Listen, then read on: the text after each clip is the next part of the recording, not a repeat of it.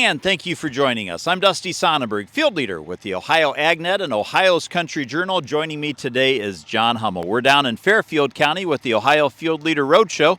Now, Ohio Field Leader, a project of the Soybean Council and Checkoff. We're in a cornfield, maybe a little bit different. We're going to get to the beans, but John, first off, tell us a little bit about the farm and the family.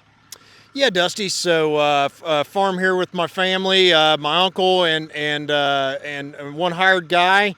My wife and two boys live here on the farm. Got two young boys, 6 and 3, and we farm corn and soybeans here in southeastern Franklin County, northwestern Fairfield County. All right. Well, we are in a cornfield. I guess let's talk about the growing season. Everybody knows it's been challenging, and here in central Ohio, it got dry quicker than it did in other parts of the state. How did planting go, and then what's the rainfall been like throughout the year? So planting went well for us. We wrapped up in a timely fashion. Got corn and quite a few corn and beans planted there the last week of April, first week of May. And then finished up there easily before Memorial Day with everything, which is we always consider good timing. Started getting real dry there in June. Really kind of held on to some rains there here and there to keep things alive through the season to get us a little bit of something here. It's going to be an okay season, probably at an APH level, I would say, for us, maybe a hair below, at least on corn so far. We haven't cut any beans yet, but that's kind of what we're hearing.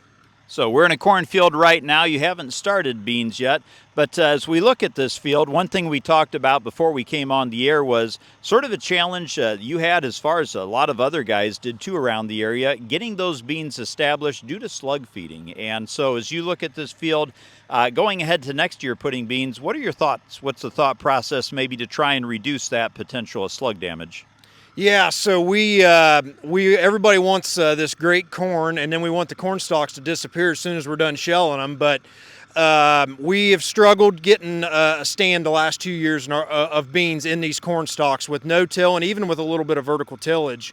So we're going with a little bit more aggressive touch, at least on our high-yielding cornfields. We're gonna run a Case 875 ripper, try and bury some of this trash. Hopefully it'll help us speed up, warm up and speed up planting in the spring and try and speed up the decomposing of all this corn fodder that we've got here that we got to try and plant beans into next year.